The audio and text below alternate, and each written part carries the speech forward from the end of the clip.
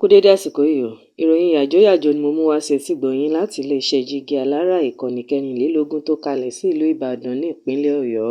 Ààrẹ Tinubu kò déédé dépò náà o. Àwa la gbé débẹ̀. Ẹ jẹ́ kó lo sáà kejì sí o. Osoba ló sọ bẹ́ẹ̀ o.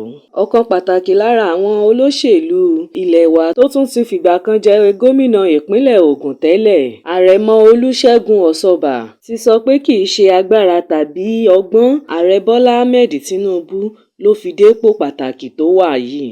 Ṣùgbọ́n o, àwa táwa jẹ́ ojúlówó olóṣèlú ẹ̀yà Yorùbá lórílẹ̀‐èdè yìí la wá rọ̀gbà yíká, táwa sì ṣe ìrànlọ́wọ́ òun fún láti di ààrẹ orílẹ̀‐èdè yìí. Níbi ètò pàtàkì kan tó wáyé lọ́jọ́ àbámẹ́ta sátidé ọjọ́ 5 oṣù kẹwàá ọdún yìí ní ilé ìtura ìgbàlódé kan tí wọ́n ń pè ní Hotel and Salt tó wà nílùú Èkó ni Àrẹ̀mọ Osoba ti ń sọ ọ̀rọ̀ náà di mímọ̀ lásìkò tó ń bá àwọn olóṣèlú bíi tiẹ̀ tí wọ́n jẹ́ ọmọ Yorùbá sọ̀rọ̀. Ó ní kì í ṣe ààrẹ Tinubu ló sọra rẹ̀ di ààrẹ orílẹ̀-èdè yìí o.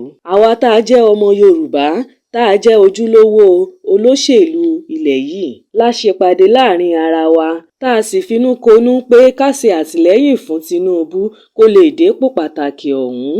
Àníṣá ẹ̀yà Yorùbá ló kù láti dépò náà. Tinubu sì ni ẹni tí a fẹnukò lé lórí láti lè ṣe àtìlẹ́yìn fún lásìkò náà. Lásìkò ìpàdé kan tó wáyé lọ́dún 2007 la ṣèpàdé láàrin ara wa. Àsìkò náà la fi ẹnu kò pé kí Tinubu lọ dupò pàtàkì ọ̀hún. Nǹkan bíi ọdún 17 sẹ́yìn báyìí la ṣèpàdé náà láàrin ara wa. Ní kété tí Tinubu fi ipò gómìnà ìpínlẹ̀ Èkó sílẹ̀ tán ni ìpàdé pàtàkì tá a ṣe nílé Alhaji Hamzat nígbà náà pé kó máa múra sílẹ̀ láti dupò ààrẹ orílẹ̀-èdè yìí láìpẹ́ tàbí ti agbègbè rẹ̀ sílẹ̀ kó múra fún ti gbogbogbò. Ọ̀pọ̀ ìgbà làwọn olóṣèlú ilẹ̀ Yorùbá máa ń rí ìjákulẹ̀ lásìkò tí wọ́n bá ń dupò pàtàkì bíi ipò ààrẹ orílẹ̀-èdè yìí. Ọ̀pọ̀ àwa tá a wà níbí láti ṣàtìlẹ́yìn fún olóògbé Ọbáfẹ́mi Awólọ́wọ̀ nígbà ayé rẹ̀ láti dé ipò pàtàkì náà, ṣùgbọ́n kò bọ́ sí lọ́wọ́. Bákan náà la gbìyànjú gidi fún olóògbé MKO Abíọ́lá nígbà ayé rẹ̀ pé kó di ààrẹ orílẹ̀-èdè yìí, ṣùgbọ́n kò já mọ́ òun náà lọ́wọ́. Kódà ó fi ẹ̀mí rẹ̀ dí nígbẹ̀yìn. Ni wọ́n pa ọ̀pọ̀ lára àwa tí a ní èròǹgbà gidi láti jẹ́ kí ìlú yìí dá lásìkò náà. Ṣùgbọ́n a dúpẹ́ lọ́wọ́ Ọlọ́run ọba pé díẹ̀ nínú àwa tá a jà fìtàfìtà lásìkò náà sì wà láyé báyìí. Ojú wa ló ṣe tí Tinubu fi di ààrẹ orílẹ̀-èdè yìí.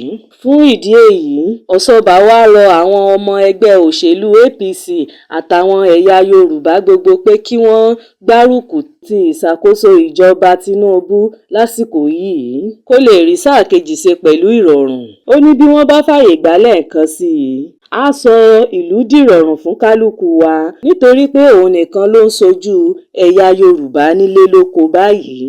Kò ní jù báyìí lọ lórí ìròyìn yàjóyàjó fún ti àkókò yìí. Ẹ máa bá wa subscribe sí ìkànnì jígí alára ìkànnì 24 tó kalẹ̀ sí ìlú Ìbàdàn ní ìpínlẹ̀ Ọ̀yọ́. Orúkọ tèmi ni Afọláṣadé Abbas láti ìlú Ìbàdàn ní ìpínlẹ̀ Ọ̀yọ́. Ẹ ṣé púpọ̀.